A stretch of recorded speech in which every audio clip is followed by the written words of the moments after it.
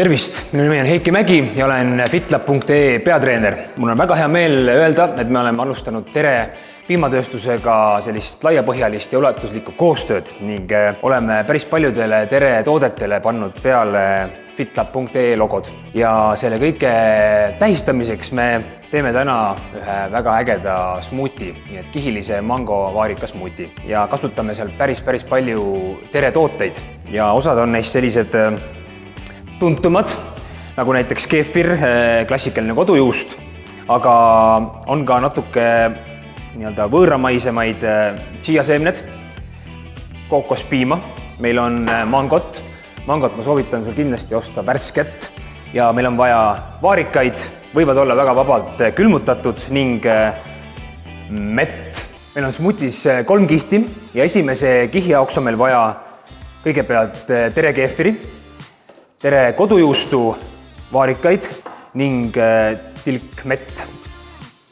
Nii, kodujuust, siis paneme pool keefiri kogusest.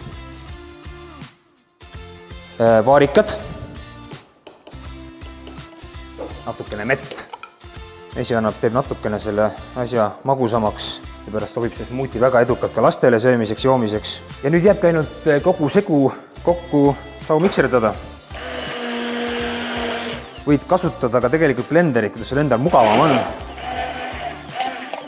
Nii, super. Ja selle nüüd juba tegelikult panemegi klaasi.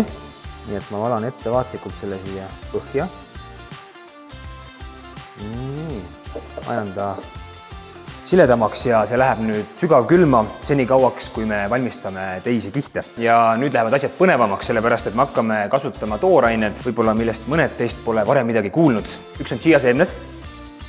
Teiseks on meil kookospiim, kusjuures tegelikult on need kõik poest väga lihtsasti kätte saadavad, nii et selle pärast muretsema ei pea. Me vajame sinna ka teist poolt keefiri, mis meil jäi alles, ja teine pool mett. Ja see on tegelikult imelihtne. Me alustame kõigepealt keefiri olamisest. Pärast keefiri me paneme natukene kookospiima. See annab mõnusa sellise välismaise maitse asjale juurde. Teine osa mett, mis meil ennem siis alles jäi. Viimaseks chiaseemned. Väga hea, natuke siit raputan peale. Ja me jätame tegelikult nüüd selle segu, segame ta segamini, jätame mõneks minutiks ja segunema, et need chiaseemned paisuksid. 2 kihti valmis ja läheme 3. juurde. Et ma võtan mangot, paneme nad siia anumasse ja ma lihtsalt saumikserdan selle segu jälle mõnusasti ühtlaseks püreeks. Väga hea, valmis ja nüüd ei jäägi muud üle, kui kõik need 3 kihti kokku panna ja kõik see hästi ruttu ära süüa. Meil on siin tulnud külmkapist juba vaarika kodujuustusegu ja ma nüüd ettevaatlikult valan siia selle teise valge kihi peale. Ma lasen selle läbi lusika, et kihid nagu väga ei seguneks. Nii, valame nüüd mango ka peale 3. kihina. Hoiame hinge kinni, et kõik ilusti välja tuleks. Nii, väga hea. Nii, ja paneme kaunistuseks peale ka natuke vaarikaid ja veidike ka chiaseemneid. Nii, super. Ja kõige lõppu paneme peale siis ka chiaseemneid.